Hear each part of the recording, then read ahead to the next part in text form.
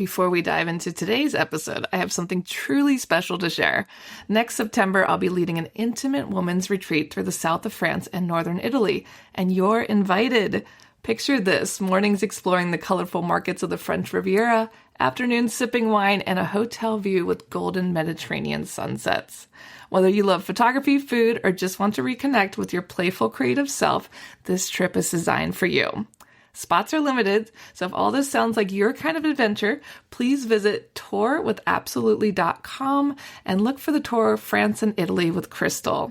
You can also send me a message or check out the show notes.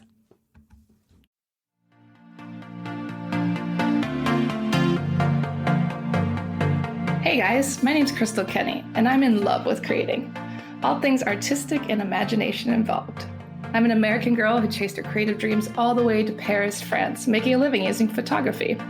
This podcast takes you inside the stories of all the artsy folks I've met along the way and gives you that extra push to discover your creative gifts. The desire to create is deeply inside each and every one of us, and I give you the tools and inspiration to find a new way of living a more creative life. This is La Vie Creative, the podcast.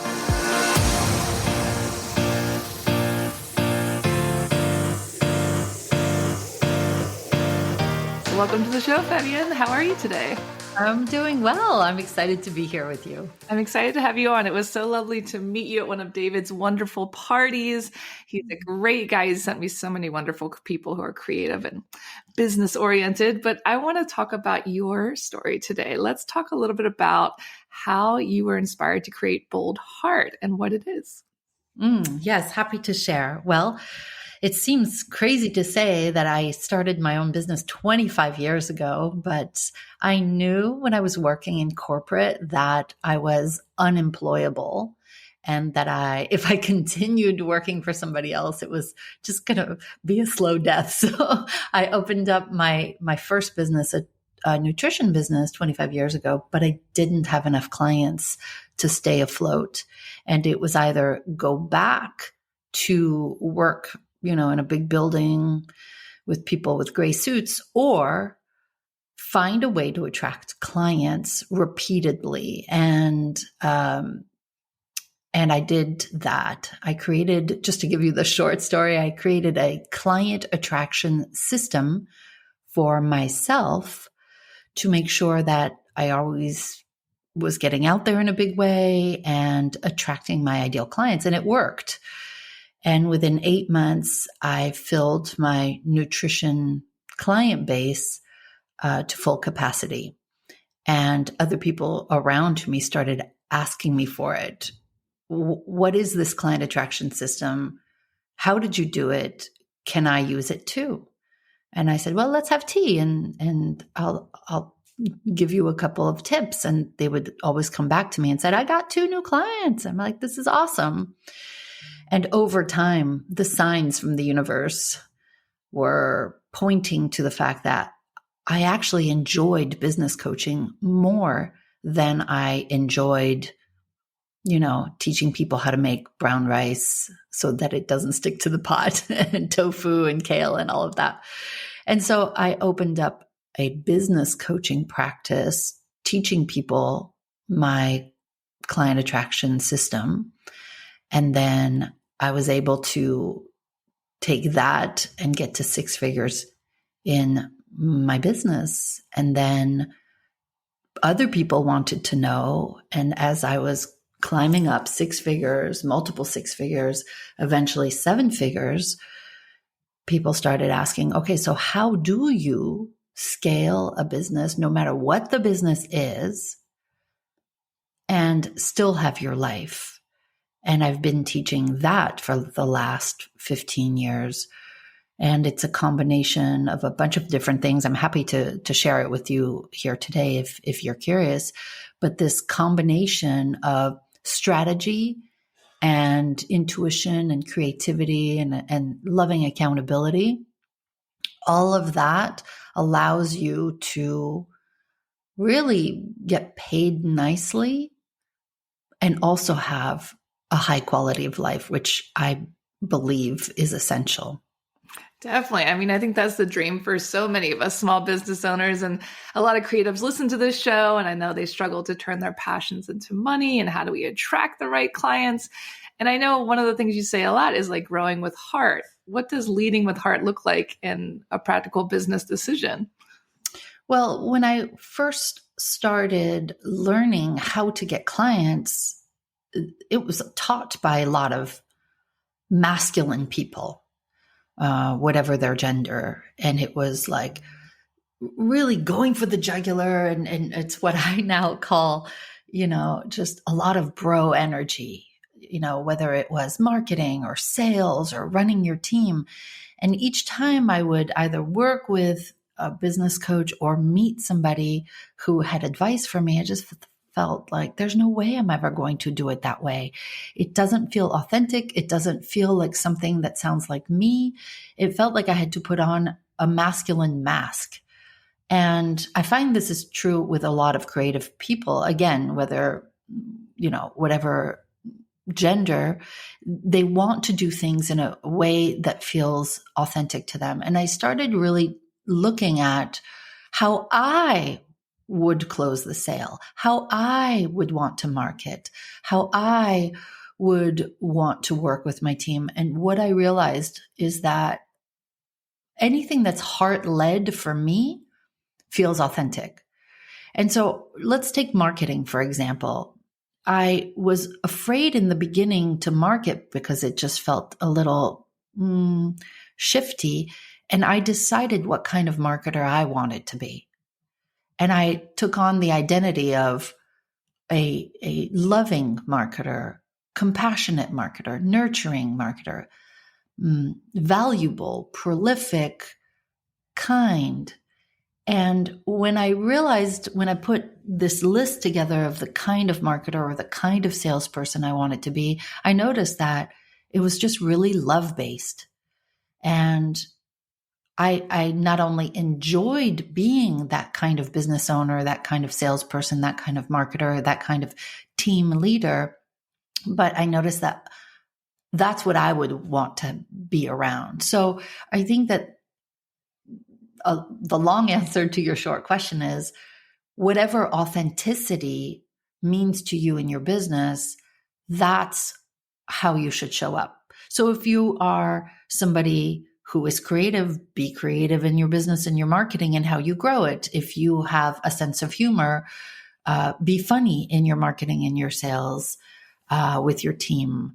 If you, just like really, the reason my company is called Bold Heart is I want you to take your ear and place it on your heart, if you will, metaphorically, and ask yourself, really listen, like, who am I really? What is the fullest expression of who I am? And then to boldly be that in the world, in your business, in everything that you do. And that's going to mean that you're doing business in the way that, it just feels natural to you.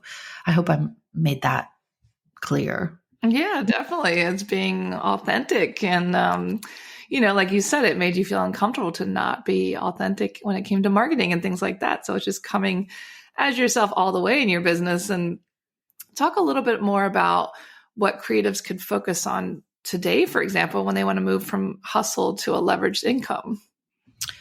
Well, I think there's a few angles to that. It's funny, I attract both types. I attract strategic people who need to be more creative and intuitive, and I attract a lot of creative, intuitive people who need a little bit more strategy and structure.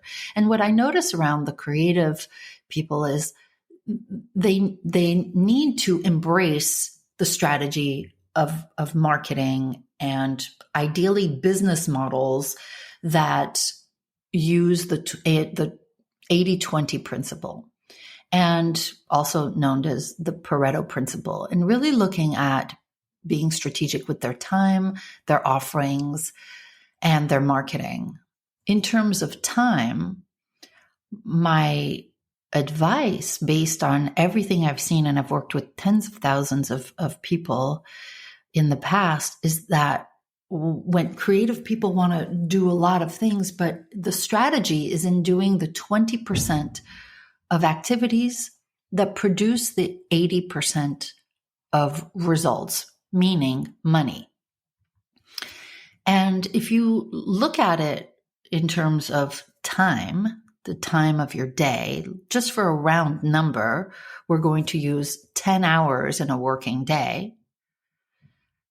Two of those hours, the activities in those hours, are the ones that are producing the most amount of money, versus 8 hours of your day produce about 20% of your money.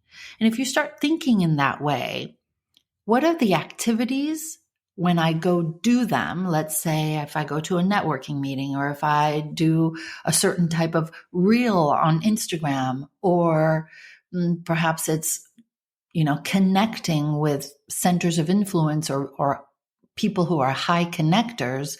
When I do these things, I get clients. Versus all of the other activities and 8 hours a day that don't produce the same kind of result. You want to essentially put a pause button on all of those things that don't produce results and focus on those 2 hours or those 20% of activities that do, and then expand those, do more of those, spend more of time on that. So that's one way to look at it, and that being really strategic. And then the other strategy is about bringing structure to our creative nature. Creatives are very similar, in my view, from entrepreneurial people. We are usually people who shy away from structure, who shy away from systems. But what will benefit us and eventually give us more freedom is having some scaffolding, if you will, some ways for us to focus, some daily accountability, some structure for our entrepreneurial and creative nature. So that can mean working with somebody to hold us accountable. That could mean having some systems in place or some processes in how we run our business that allow us to produce better results in less time. Those are a couple of different examples. Definitely. I mean, I think for everyone, we need something different. Like you said, being an entrepreneur, being a creative, we want the freedom. We have so many ideas, like you said, 2080, but then at the same time, we want to do so many things. So it's like really zeroing in on, like you said, what can make the most money with the least amount of time. Exactly. And when we can be strategic like that, we start noticing results go up with less effort and less hustle. What are some common blocks you see for people you work with? Many blocks. In fact, I do my work with a mindset first methodology. I notice that you can have an entrepreneur or a creative be very good at something, but be fearful to put it out there in the world. There is this fear of visibility, fear of exposure, even though intellectually speaking, we know that we need to get our work out there if we want to be seen. There is something that prevents us from getting out there fully. And it's usually a belief around not feeling safe, having the entire internet to be able to comment on our social posts. It could be the fear of criticism, our judgment, the fear of failure.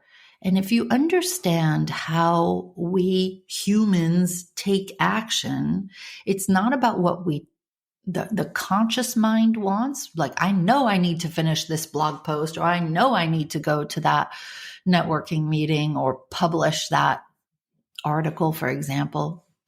We know intellectually we need to do it, but on a subconscious level, where the identity lies, where the beliefs and fears lie, that is actually where 95% of our actions come from. If you understand mindset, you understand that 5% of the ability to take action comes from our conscious thinking mind. It's our unconscious feeling mind that controls how we take action. So if you're experiencing procrastination or delay or an inability to raise your rates, it has nothing to do with what you want. It's directly tied to what you feel. So if, the starving artist syndrome is really tied to our subconscious beliefs. The person who starts many things but doesn't finish them, it's tied to often a fear of visibility, a fear of criticism, a fear of not being good enough. And so when you work on the subconscious blocks, the money blocks, the nervous system regulation, you notice that you get out there in a big way. You feel more comfortable raising your fees, letting people see you, and that changes how much money you make. What are some things people can do today to work on unblocking those things and knowing that they even have these blocks? Because like you said, it's subconscious. So what are some things they can do to help today? Well, the first thing is to determine which ones are the ones that you might feel blocked by. So actually making a list of your beliefs about money, about people with money, about visibility, about being successful. Really I would recommend taking a full hour, and not just in one day, but just over time. I'm continually working on my own beliefs and identity, and really getting clear on where do I want to be. If, let's say, I want to be at 250,000 a year, how do I feel about people who are making 250,000 a year? How do I feel about artists or creatives who generate 7 figures a year? Asking yourself that question to begin with is going to bring up those beliefs that are not in alignment with what you say. Let's say, just for example, you'd like to be at 7 figures a year. Imagine that you're looking at somebody who is a creative as 7 figures a year. What are the beliefs that you have or the judgments that you have about them? Write those down, because those are the things that are getting in the way. So one is you get clear. Number 2, you reverse engineer. You ask yourself, where did I pick that up? Was that my parents? Do I have a fear of not getting it right because I had a critical parent? Do I have a fear of growing and charging more that might come from, my clients might leave me, and that's tied to a fear of abandonment from childhood? If you get clear about what the blocks and beliefs and identity and the fears are, and then reverse engineer where you pick them up, you can then work with practitioners or work on your own nervous system regulation to heal those things. So you can use EFT tapping, you can use hypnosis, you can listen to some bilateral stimulation or do some EMDR. This is about soul level transformation, not just a Band-Aid. And when you understand that all of your actions, or at least 95% of your actions, come from how you feel deep down, what you truly feel about that action, when you heal the block, you see yourself having more energy, more willingness to get out there in a bigger way, to take bigger risks, right? Bold heart, take bigger risks, and stop the procrastination or the hyper independence or the small thinking.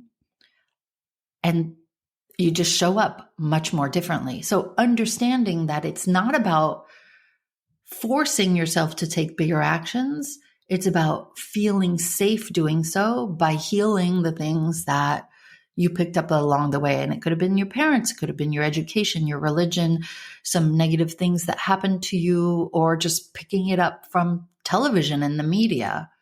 Getting clear, reverse engineer, and then just clearing those things so that you feel more regulated, taking the actions that will take your business to the next big level. Definitely. I think that's true for so many people and we don't even realize it. So it's just like addressing those things, like you said, working through them and then seeing what you can do next with your business. Mm-hmm. And can you walk us through what a typical week might look like for someone running a fully leveraged creative business? A fully leveraged business is where you're not so much in the operations of your business. You're not doing things you're not good at, you don't like to do, you're not strong at.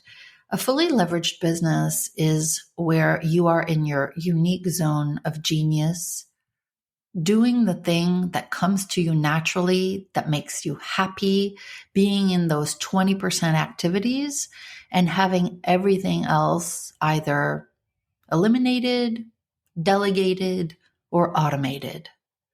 We're talking about having support, even if it's a part-time person helping you with the things you don't like to do.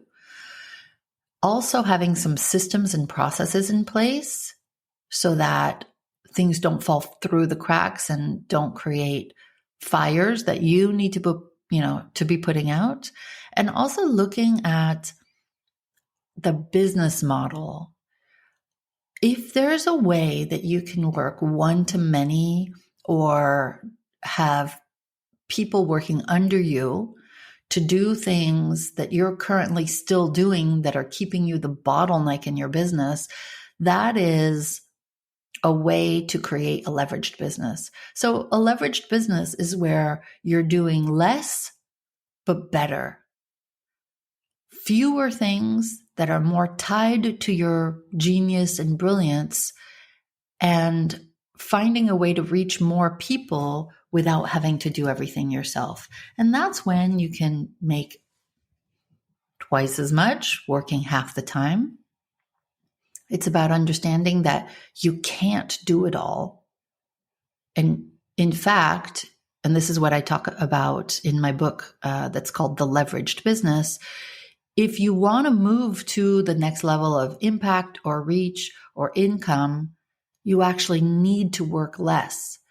And all of the activities and the kind of support, the systems or lack of systems that you have now have created the results that you're experiencing now. So to get to that next level, you're going to need perhaps more support or different support, different systems or just systems to begin with and processes, a different use of your time, and also that identity and that mindset that we talked about in the business model as well. So and I describe the 8 steps in the book, it's about understanding that what got you here, whatever level you're at, won't get you there. And being comfortable with shifting on the inside at first, and that which makes it easier to shift on the outside, so you produce results from the identity and the processes of that person that's at that next level that you're looking to reach. That's great advice. And what do you suggest creatives start with when they're ready to delegate or automate parts of their business? Where's the best place to start? Really looking at what comes to you naturally, that's a 10 out of 10 in the hell yeah category, right? Of, if 1 out of 10 is I hate this, I hate this, I hate these activities, I never want to do them again. And 10 being, oh my God, I could do this for free all day long. I just love it so, so much. Really looking at all of the activities that are below a 7 that you do all the time. I'll give you an example. I have a lot of designers who work with us, whether they be interior designers, architects, web designers, and they have come to me in the past, some of them, and said, you know what, I'm just not sure I want to be doing this business anymore. And I'll say, before you throw everything away, don't throw the baby out with the bathwater. Let's get a babysitter. And what I notice almost each time with a creative is that the reason they started their business was to be creative. Take an interior designer, for example. They love creating the mood board and talking to the client and getting the vision and really mapping out the art of it. But then the craft comes into place, and the craft can be, waiting for to place the order, to negotiate the fabric rates. I'm making it up, but to wait for the delivery and the trucks and the construction people and all of that. That's not the art. And so when there is a growing business for a creative person, such as an interior designer, they get so engulfed by all the details that have nothing to do with creation that they start to resent their business. They're focused on all of the things that they dislike, and they don't spend enough time in their unique brilliance, the creative part. And so when I work with any sort of creative, we look at differentiating what is art versus craft.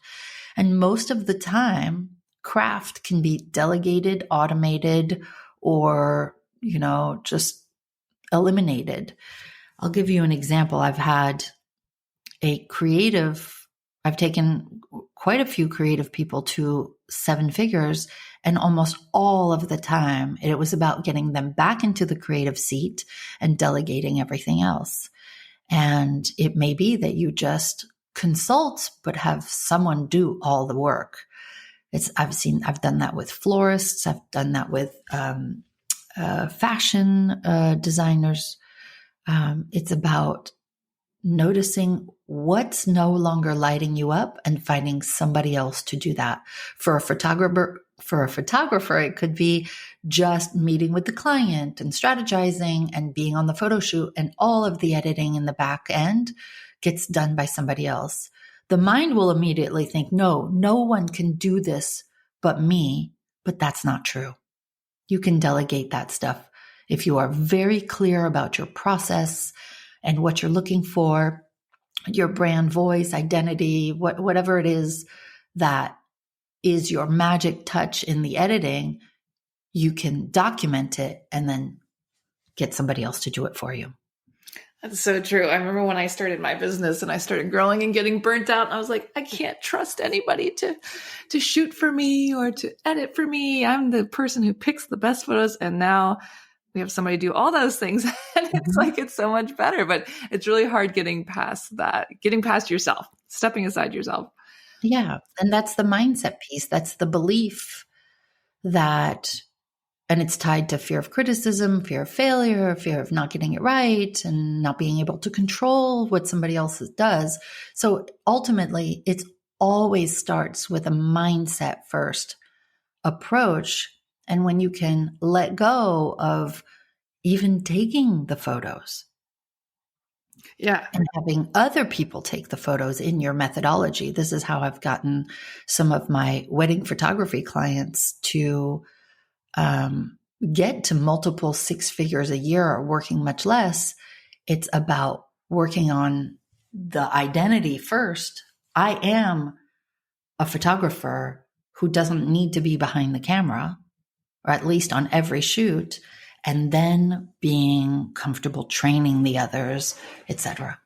Exactly. Yeah, it's all about mindset. And how do you define success today? How has that evolved from your early days as a business mentor? I think for me, it's about creating a legacy and having a very big why, right? I understand what my life's purpose is. I understand who I'm here to serve and how I can do that. And it's really about increasing the reach with, again, just not working as much. And so success for me is doing what I love, having a very lovely quality of life, and leaving a legacy of making a difference in people's lives in a big way.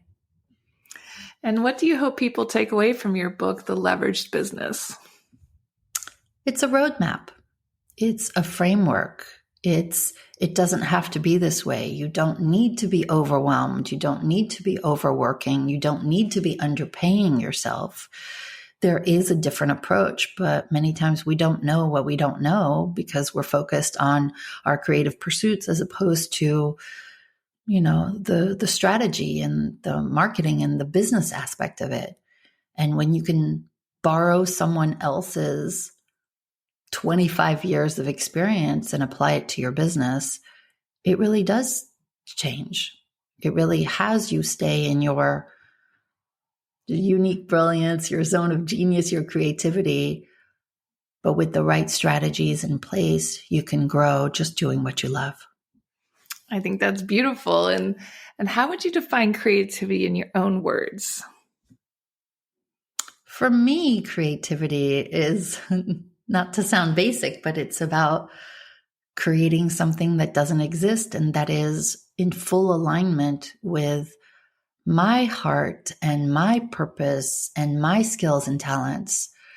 I don't create art. I create transformation.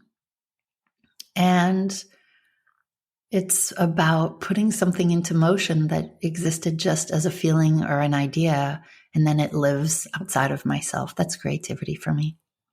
I think that's really lovely and a beautiful note to end on. So guys, make sure you check out theleveragedbusinessbook.com and boldheart.com to learn more about growing your business and to connect. And thank you so much for chatting with me today. It was lovely to be here with you, Crystal. Thanks so much for tuning in to La Vie Creative. You can find more information on MissParisPhoto.com. And if you enjoyed this show, please feel free to share and spread the word for all my creative guests. We have the power to help them to keep doing what they love.